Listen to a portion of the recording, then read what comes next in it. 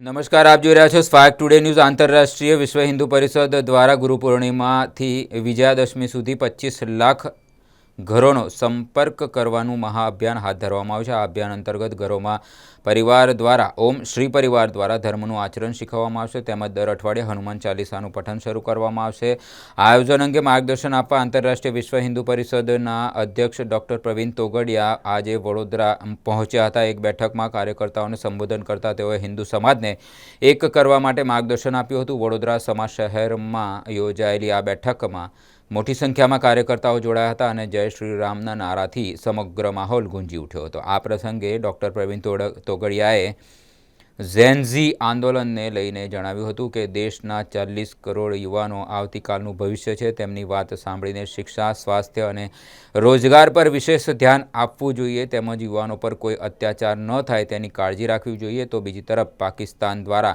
ગુજરાતના માછીમારોની ધરપકડ કરવામાં આવી રહી છે તે બાબતે ચિંતા વ્યક્ત કરી હતી અને વિશ્વાસ વ્યક્ત કર્યો હતો કે કેન્દ્ર સરકાર આ મામલે યોગ્ય દબાણ લાવીને માછીમારોને વહેલી તકે મુક્ત કરાવશે।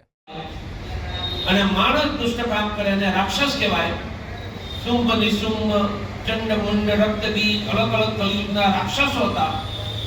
મહાભારતના યુદ્ધ પછી કલયુગ શરૂ થયો, રાક્ષસો આવ્યા અને આ રાક્ષસોએ ભગવાનની વિરુદ્ધ લડાઈ કરી। આ પહેલાના કલયુગમાં રાક્ષસો કોની ઉપાસના કરતા હતા? બ્રહ્મા વિષ્ણુ મહેશની, ભગવાનની વિરુદ્ધ નહોતા લડતા। મંદિર તોડતા હતા નહીં, સ્ત્રીઓ પર બળાત્કાર બિલકુલ નહીં। ये मानस ने हैरान किया। आ कलियुगમાં રાક્ષસ આવ્યા એને સીધી ભગવાન સામે લડાઈ છે। આજે વડોદરામાં આંતરરાષ્ટ્રીય હિન્દુ પરિષદ, રાષ્ટ્રીય બજરંગ દળ, રાષ્ટ્રીય મહિલા પરિષદ ઓજસ્વીની દક્ષિણ ગુજરાતની મીટિંગ ચાલી રહી છે।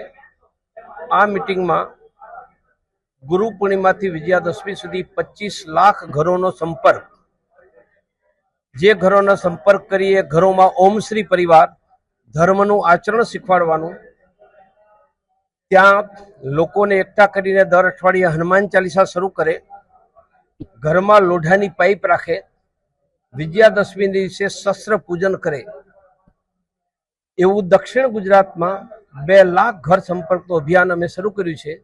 અત્યારે બધા મિટિંગમાં આ વિષયની ચર્ચા કરી રહ્યા છે।